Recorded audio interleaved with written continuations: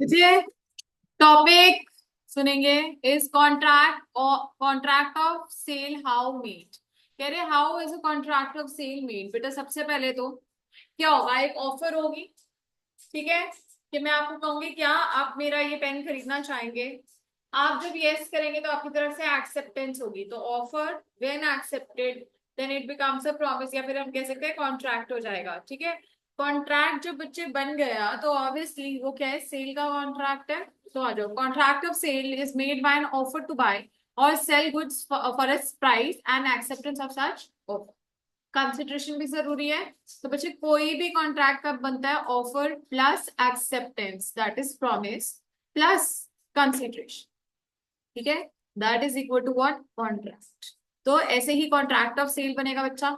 ठीक है, अब दे may be immediate delivery of goods. मैं कहूँ कि मैं भी आपसे खरीद के लेके जा रही हूँ, अभी लेके जा सकती हूँ, यस। तो या तो बच्चे कह रहे हैं डिलीवरी एकदम से हो सकती है, या फिर बच्चे पेमेंट हो सकता है कि अभी कहते हैं कि अभी के अभी पेमेंट कर दो। There may be immediate payment of price but it may be मतलब discuss here that the deliveries can be made later on. Say suppose मैं एडवांस पेमेंट करके चली गई, या मैंने आपको कहा मैं पैसे देके जा रही हूँ, मेरे घर पे होम डिलीवरी करा देना, ऐसा होता है ना ज्यादातर इलेक्ट्रॉनिक प्रोडक्ट्स में, यस। तो they may be immediate payment and agree to deliver at some future date, और they may be immediate delivery of the goods and immediate payment, या तो दोनों हो सकती है। अभी पैसा दिया, अभी साथ ही साथ गुड्स भी मिल गए, या फिर डिलीवरी या पेमेंट दोनों इंस्टॉलमेंट्स में हम कर सकते हैं। ठीक है, या फिर it may be agreed that the delivery और payment are both made at future date. Easy है ना, या तो देखो साथ अभी पेमेंट कर दो या अभी डिलीवरी कर दो, या अभी पेमेंट करके डिलीवरी बाद में कर दो, या डिलीवरी अभी करके पेमेंट बाद में कर दो, नो, या फिर क्या करो इंस्टॉलमेंट्स पे पेमेंट कर दो। और लास्ट क्या है कि दोनों के दोनों या तो फ्यूचर में कर दो। ठीक है, तो बच्चे subject matter of contract of sale, ये हमें पता है एग्जिस्टिंग और फ्यूचर गुड्स। ठीक है, तो goods which form a subject matter of the sale may either be existing goods or are acquired or owned or possessed by the seller or future goods. या तो अभी हो, ठीक है, बने हो, घर पे पड़े हो, एक्वायर्ड हो, या फिर एक्वायर करने वाले हो, तो एग्जिस्टिंग या फ्यूचर दोनों हो सकते हैं ना। दे में भी contract for sale of the acquisition dependent upon contingent. तो ये क्या कह रहे हैं, एग्जिस्टिंग और फ्यूचर दोनों में से कोई भी हो सकते हैं। ये कहते हैं कंटिजेंट गुड्स भी हो सकते हैं, हाँ होते ही है। ठीक है ना, कोई क्वेश्चन नहीं बनता इसमें। A contract of sale of certain cloth may be manufactured by a mill is a valid contract. Such contracts are called contingent. अब एक मिल कितना क्लॉथ प्रोड्यूस कर पाती है, उस हिसाब से वो आपको डिलीवरी देगी, तो जितना करेगी उतना डिलीवर कर देगी या आपको बेच देगी। That is a contingent contract. ठीक है, उसके बाद where the contract of sale the seller purports to effect the present sale of future goods, the contract operates as an agreement to sell। ये तो हमने पढ़ा हुआ है ना। फ्यूचर गुड्स या कंटिजेंट गुड्स के लिए क्या होता है, कॉन्ट्रैक्ट टू सेल नहीं होता, अग्रीमेंट टू सेल होता है, yes. Goods perishing before making the contract, अब ये वाला थोड़ा सा ध्यान रखना पड़ेगा, थोड़ा सा छोटू सा, ज्यादा नहीं। ठीक है, बताइए पेरिश वाला, इसके ऊपर छोटा सा क्वेश्चन बन जाता है, असॉर्टमेंट के ऊपर भी बन जाता है, वैल्यू का। ठीक है, ओके, इजी है, बस ध्यान रख लेना। ठीक है, फटाफट 5-7 मिनट में ये खत्म हो जाएगा चैप्टर। आ जाओ, मतलब यूनिट।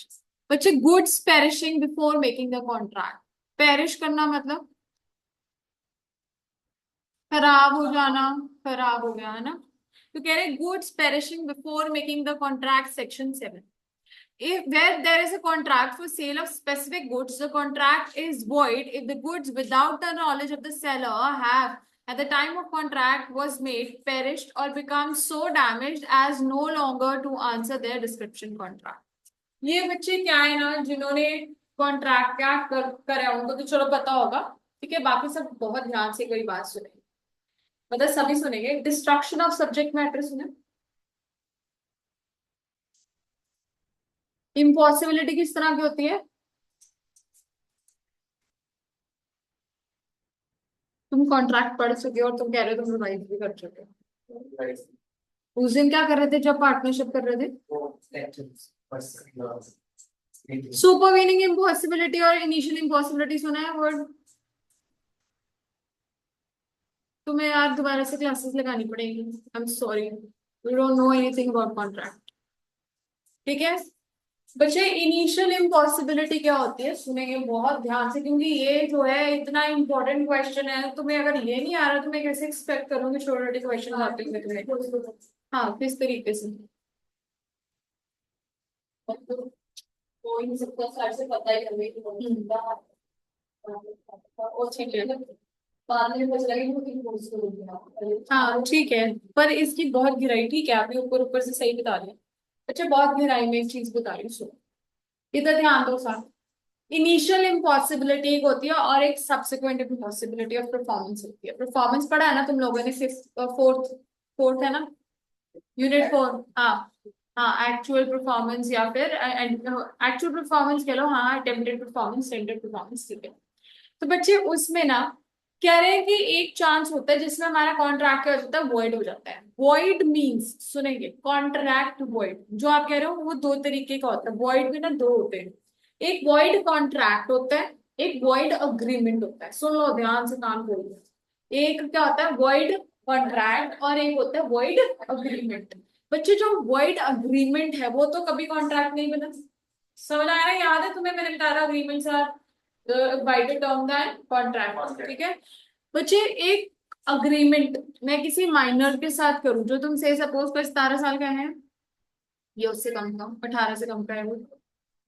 अब से सपोज मैंने इसके साथ, उत्कर्ष के साथ एक कॉन्ट्रैक्ट कर लिया किसी भी तरीके का, सेल या परचेज, ठीक है। अब इसके साथ अगर कॉन्ट्रैक्ट किया ना बेटा, that is void ab initio, void agreement, that is void from the very beginning. Why? Because the law says that a contract with a minor is void, ठीक है। सो उसको हम कॉन्ट्रैक्ट वॉइड नहीं कहते हैं, उसके लिए हम वर्ड क्या यूज करते हैं, वॉइड अग्रीमेंट। क्या करते हैं, हाँ, something which is void from the very beginning, Manjeet, is void agreement. Initial impossibility क्या है समझेंगे। वॉइड कॉन्ट्रैक्ट क्या होता है, कोई ऐसा कॉन्ट्रैक्ट जो कि पहले बनाया, बढ़िया था, लागू था, तब उस टाइम पे लीगल स्टैंडिंग थी, बाद में due to some other circumstances it ceases to be impossible to perform, ceases मतलब अब वो जो है परफॉर्म नहीं हो सकता, it ceases to be impossible to perform, it ceases to be, yes, ठीक है। You cannot enforce that contract, ठीक है। तो बच्चे उस केस में हम क्या बोलते हैं उसको, वॉइड कॉन्ट्रैक्ट। क्या कहते हैं, वॉइड कॉन्ट्रैक्ट। अब यहाँ पे एग्जांपल है, से सपोज बच्चे मैंने और सार्थ ने कोई कॉन्ट्रैक्ट किया, सार्थ जो है चाइना में कोई सेलर है, ठीक है। इससे मैं कॉन्ट्रैक्ट कर जाएगी, मैं इंडिया में तेरे से इतने इतने तक के टॉयज जो है खरीदूंगी। अब क्या हुआ, गवर्नमेंट ऑफ इंडिया ने कह दिया that any trade with China is an enemy trade and you can not trade with China, ठीक है। जैसे पबजी वगैरह जो है वो बंद हो गए थे कोविड वाले टाइम पे, टिकटॉक पबजी वगैरह, राइट, क्योंकि वो चाइना के एक्ट ही आ रहे हैं। तो बच्चे अगर अब कोई भी कॉन्ट्रैक्ट और इसके और मेरे बीच में, क्या वो इलीगल था दिव्यम, थप्पड़ मारूंगी मैं, पहले था, मैंने बोला पहले क्या वो इलीगल था दिव्यम, नहीं था, बट लेकिन अब बिकॉज, सुनेंगे, इसको हम इलीगल वर्ड नहीं यूज करेंगे। अब क्या ये वॉइड हो गया है, यस। इलीगल हम कहाँ पे वर्ड यूज करते हैं, जहां पे ऑब्जेक्ट या कंसिडरेशन वाज इलीगल। मतलब कोई एक ऑलरेडी दुनिया में, हमारे इंडिया ने किसी को ऑलरेडी एक एनिमी घोषित किया हुआ था और उसके साथ ट्रेड करी, देन दैट इज इलीगल। वो वहां पे forms of types of contract में कराऊंगी, अभी यहाँ पे क्यों करा रही हूँ, यहाँ पे एक वर्ड आया सुनेंगे। अब इम्पॉसिबिलिटी में दो तरीके की बता रही थी आपको, इनिशियल इम्पॉसिबिलिटी एंड सब्सिक्वेंट या फिर सुपरवीनिंग इम्पॉसिबिलिटी ऑफ परफॉर्मेंस। बच्चे जो इनिशियल इम्पॉसिबिलिटी होती है, बहुत ध्यान से सुनो, वो वाली इम्पॉसिबिलिटी होती है, वो इम्पॉसिबिलिटी होती है जो मुझे नहीं पता था, मैं और साथ इकट्ठे बैठे कॉन्ट्रैक्ट करने, ठीक है, ध्यान दे रहे हैं। हाँ, मैं और ये क्या बैठे इकट्ठे कॉन्ट्रैक्ट करने के लिए, मुझे नहीं पता था कि जो घोड़े की मैं बात कर रही हूँ इससे बेचने की, वो मर चुका है। A contract which becomes void when while signing the contract, मुझे नहीं पता ना घोड़ा मर गया, इसको भी नहीं पता, मैं कोई धोखा नहीं दे रही, मेरे हिसाब से घोड़ा बढ़िया घर में जिंदा बैठा है। इसने और मैंने कॉन्ट्रैक्ट किया और पीछे से अभी कॉन्ट्रैक्ट हुआ नहीं है, साइन कर रहे हैं at the time of making the contract, eight the time of making the contract the subject matter is destroyed, घोड़ा मर गया.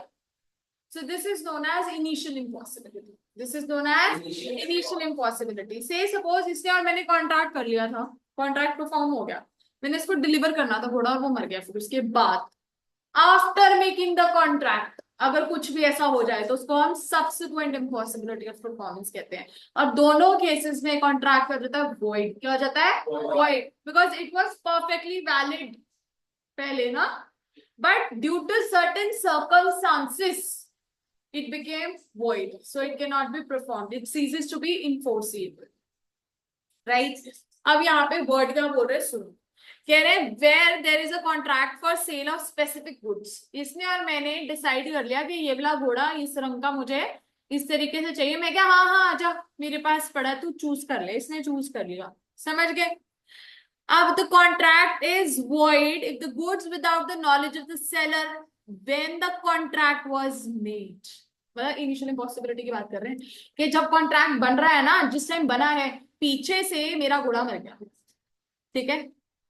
पेरिश्ड और बिकम सो डैमेज और no longer to answer that description. या फिर क्या हुआ, वो घोड़ा जो ये देख के गया ना वो लिम्प हो गया, वो लंगड़ा हो गया भागते भागते, तो वो अपनी डिस्क्रिप्शन के हिसाब से नहीं रहा ना, मरा भी नहीं है, पर इसने मुझे बोला मुझे रेसिंग के लिए चाहिए. Now he becomes unfit for race.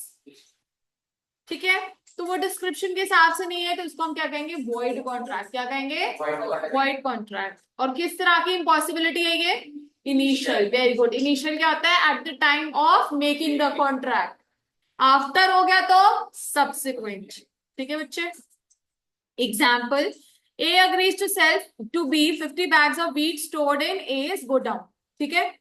Due to water logging. Water logging समझते हैं, पानी जब इकट्ठा हो गया पूरा ऐसे नहीं था, हाँ भर गया. ठीक है. Due to water logging all the goods stored in the godown were destroyed. At the time of agreement neither parties were aware of the fact. ना इसको पता था ना मुझे पता था. सुनो क्या बोल रहे हैं? At the time of agreement मतलब at the time of making the contract. ठीक है. They were not aware. ना मुझे पता था ना इसको पता था. The agreement is void. ठीक है. Good. Goods perishing before sale but after the agreement to sell. Subsequent impossibility की बात कर रहे हैं. देख रहे हैं? सेल से पहले बट अग्रीमेंट के बाद. Where there is an agreement to sell specific goods and subsequently the goods without any fault of the part of the seller or buyer perishes or becomes so damaged as no longer to their description. Before the risk passes to the buyer, the agreement is again avoided or becomes void. अब ये क्या कह रहे हैं? Thereby avoided or void मतलब कि subsequent impossibility होगी. अब क्या हुआ, वो घोड़ा जो कभी देख के गया तब बढ़िया था, साइन भी करा तब भी ठीक था, मैंने इसको जब डिलीवरी करनी थी ना उससे पहले वो लंगड़ा हो गया, वो मर गया.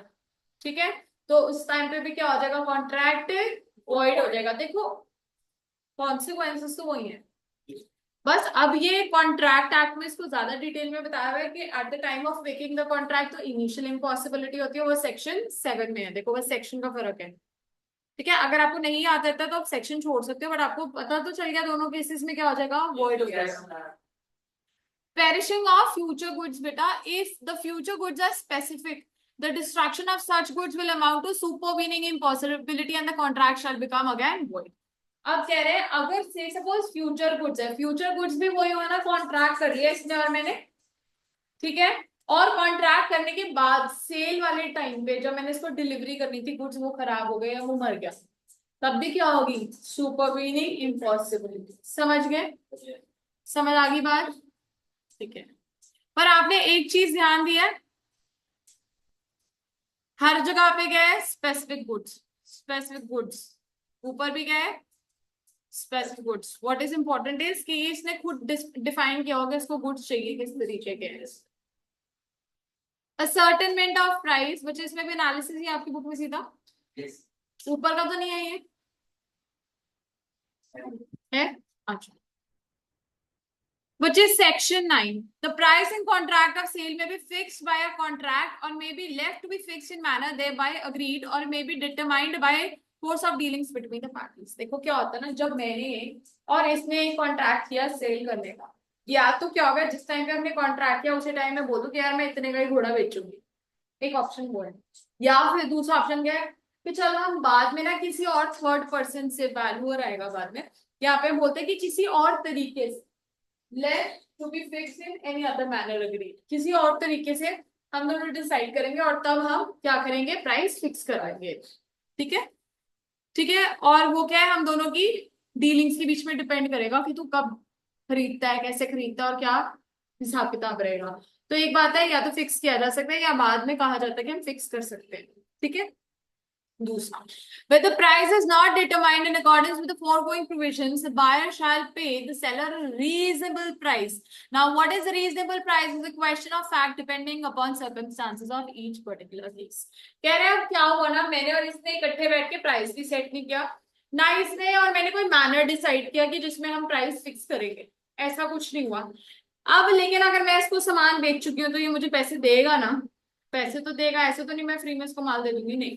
तो कह रहे हैं उस केस में ये मुझे क्या पे करेगा, रीजनेबल प्राइस पे करेगा। क्या करेगा, और रीजनेबल की कोई डेफिनेशन लॉ में है नहीं। रीजनेबल जो है वो हमेशा किसके ऊपर डिपेंड करता है, facts and circumstances of the case पे, हमेशा। ठीक है। एनालिसिस, प्राइस मींस हमने पढ़ा था ना, मॉनेटरी कंसिडरेशन होनी चाहिए। Price in the contract may be either fixed by the contract और agreed to is fixed by the valuer, मैंने आपको बताया था। ठीक है। और determined by the course between the parties. ठीक है। Agreement to sell at valuation, बच्चे इसके ऊपर क्वेश्चन एक दो बार बने। ठीक है। इसके ऊपर, इसमें इस पॉइंट के ऊपर क्वेश्चन बना है, agreement to sell at valuation. मतलब से सपोज मैं और साथ इकट्ठे बैठे, मेरी कोई प्रॉपर्टी है, मैं बेचना चाहती हूँ, ये खरीदना चाहता है, पर ना अभी हमें इतनी वैल्यू नहीं पता उस प्रॉपर्टी की क्या है। एक तो स्टैम्प वैल्यू रेट होता है या फेयर प्राइस होता है, वो अभी हमें उस जगह का पता नहीं है। तो वैल्यू कराऊंगी मैं अपनी प्रॉपर्टी को। yes, तो हम क्या करते हैं, दोनों बैठते हैं और बोलते हैं कि कोई थर्ड पार्टी जो है वो वैल्यू करेगी मेरी प्रॉपर्टी को। तो उसको हम क्या कह देते हैं, वैल्यूअर। वैल्यूअर, उसके बारे में बात कर रहे हैं आज। Where there is an agreement to sell goods on the terms that the price is to be fixed by valuation of a third party.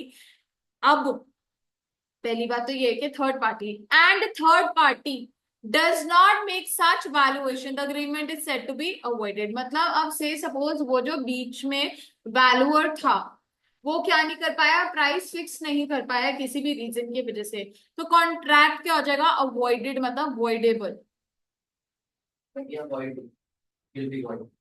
कहाँ लिखा, आगे लिखा है इसके बोर्ड के पास। अरे बच्चा मैं आगे बता रही हूँ, let me just tell you, एक बार मैं बता रही हूँ। The agreement is thereby avoided. Avoided मतलब it can be cancelled by the parties, ये कह रहे हैं। वॉइडेबल का मतलब पता है, हाँ क्या होता है, हाँ जो अग्रीव्ड है, जो अग्रीव्ड पार्टी है उसके ऑप्शन पे अवॉइड किया जा सकता है। तो कोई भी कॉन्ट्रैक्ट साथ जो अवॉइड किया जा सकता है उसका नाम हमेशा अवॉइडेबल कॉन्ट्रैक्ट होता है। ठीक है बच्चा, समझाने के लिए बोला है। Provided that if the goods or any part thereof has been delivered to and appropriated by the buyer, he shall pay a reasonable price thereof. लेकिन अगर मैंने साथ को से सपोज कोई सामान हिस्सा दे दिया है, उस प्रोडक्ट में से कोई सामान बेच दिया है, इसको ऑलरेडी मैं दे चुकी हूँ, तो ये क्या करेगा, मुझे रीजनेबल प्राइस उसके लिए पे करेगा, मैं फ्री में तो नहीं दूंगी ना इसको। यस, वे सच पार्टीज प्रिवेंटेड, सुन लो साथ, where such party is prevented from making the valuation by the fault of the seller or the buyer, the party not in fault may maintain a suit for damages against any other party in default. कह रहे हैं कि अगर से suppose वो जो valuation है ना वो इसने नहीं करने दी वैल्यूअर को, कोई वैल्यूअर को ना इसने जो है वैल्यूएशन नहीं करनी थी, मतलब बायर ने, या मैंने वैल्यूएशन नहीं करनी थी मतलब सेलर ने, तो उस केस में कॉन्ट्रैक्ट क्या हो जाएगा, वॉइड तो हो जाएगा। लेकिन किसके अगेंस्ट केस लोगे, किसके अगेंस्ट केस करोगे, जिसकी गलती, जिसकी वजह से वैल्यूएशन नहीं हो पाई ना, उसके अगेंस्ट दूसरी पार्टी केस करके क्या कर सकती है, डैमेजेस मांग सकती है। हाँ कहाँ लिखा बेटा वॉइड, वही पूछ रही, तुम्हारी किताब में लिखा है, मेरे में नहीं लिखा, नहीं बोल रहा। ठीक है, the agreement will be void, तो वॉइड लिख दो ना। तो वही बच्चा नल, नल एंड वॉइड बोल रहे हैं। ठीक है, इसको मैं वॉइड कर दूंगी। ठीक है, इज अ वॉइड। ओके, फिर बच्चा एनालिसिस क्या है, section 10 provides for the discrimination of price by the third party. ये मैं आपको समझा चुकी, एग्जाम्पल समझा देती हूँ। ठीक है, सेम ही लिखा है, यहाँ आ जाओ। एग्जाम्पल में क्या है, पी जो है उसके पास दो बाइक्स हैं। ठीक है, जो कि कौन खरीद सकता है, he agrees to sell the bikes to us. ठीक है, मतलब पी कौन है बच्चे, सेलर है, और एस जो है वो बायर है। ठीक है, इन दोनों ने, पी ने कहा मैं दो बाइक्स हैं, दोनों की दोनों तुझे बेच दूंगा। प्राइस कौन फिक्स करेगा बेटा, क्यू जो है प्राइस फिक्स करेगा, मतलब ये वैल्यूअर है। ठीक है, but he delivers one of the bike immediately. बेटा अब क्या हुआ ना, मैंने, पी ने सार्थ को क्या करी, एक बाइक जो है अभी डिलीवर करती है, अभी प्राइस फिक्स नहीं हुआ। ठीक है, पर एक बाइक जो है दे दी ऑलरेडी। ठीक है, as such P asks, Q जो है उसने रिफ्यूज कर दिया कि मैं जो प्राइस फिक्स नहीं करूंगा, और सेलर ने बायर को कहा कि तू मुझे मेरी पहली वाली बाइक है ना वो वापस कर दे। तो कह रहे हैं ऐसा आप किसी के साथ जोर जबरदस्ती नहीं कर सकते। अगर वो रखना चाहता है बाइक तो उसको रखने दो, पर he must pay what reasonable price to the seller. P को क्या करना पड़ेगा, एस ने पैसे देगा रीजनेबल प्राइस। सेकंड बाइक वो जरूरी नहीं है देगा, बट अगर पार्ट डिलीवरी हो चुकी है और अगर वो सेवरेबल है, मतलब अलग हो सकता है पार्ट, देखो दो बाइक्स थी ना, एक देखती तो सेपरेट हो सकती है ना, अलग अलग हो सकती है ना। हाँ, तो एक के लिए पैसे दे दो। तो देखो, and S claims the delivery of the second bike due in the given circumstance, buyer S shall pay reasonable price to P for the bike already taken. As regards the second bike, the contract can be avoided. ठीक है, second bike जो अगर मैं नहीं बेचना चाहती तो it's okay, मेरे ऊपर कोई कंपल्शन नहीं है कि मैं बेचूं। ठीक है, फर्स्ट यूनिट बेटा डन है। इसके क्वेश्चंस मैंने आपको कहा था रीड किए। हम्म, कोई डिफिकल्ट लगा? A agrees to sell to B 100 bags of sugar arriving on a ship from Australia to India within next 2 months. Unknown to the party, ship has already sunk. Does B have any right against A under the sale of contract? बच्चा अगर ship ही संक हो गई है, sink हो गई है, तो ये क्या हो गया, वॉइड हो गया। ठीक है, और वॉइड केस में ना मेरी गलती ना बायर की गलती, तो कोई वो नहीं मेरे अगेंस्ट केस ले सकता है। ये देखो सेक्शन 8 जो भी अभी हम करके हटे हैं। ठीक है ना, हाँ क्योंकि डैमेज मेरी गलती की वजह से थोड़ी ना हुआ बेटा, समझ गए। अब ये पूरा पढ़ाऊंगी, ठीक है। और कुछ किसी ने पूछना है? चलो, कंडीशंस एंड वारंटीज, मतलब रट्टा। ठीक है, रट्टा हेडिंग का। ठीक है, अंडर एक्सप्लेनेशन तो मैं समझाई थी। ठीक है बच्चे, स्टिपुलेशन क्या होता है, स्टिपुलेशन मीन्स के टर्म, टर्म्स नहीं होती, टर्म्स। ठीक है, ऑफ अ कॉन्ट्रैक्ट। तो स्टिपुलेशन एज टू टाइम, कह रहे हैं unless different intention appears from the contract, मतलब अगर कॉन्ट्रैक्ट में टाइम से रिलेटेड कुछ लिखा है तो हम किसको इंपॉर्टेंस देते हैं, कॉन्ट्रैक्ट को। यार किसको इंपॉर्टेंस दोगे बेटा, कॉन्ट्रैक्ट को देखो दोगे। लेकिन अगर कोई भी टाइम नहीं लिखा है तो बच्चे क्या होगा, कह रहे stipulation as to time is not important essence. ठीक है, उस टाइम पे हम अगर बात करें कि कैसे पेमेंट करनी है, वो टाइम जो है इंपॉर्टेंट नहीं है कॉन्ट्रैक्ट ऑफ सेल में। मतलब सेल जो है अगर मैंने टाइम पीरियड नहीं भी डिसाइड किया ना पेमेंट का, तब भी कॉन्ट्रैक्ट ऑफ सेल वैलिड है।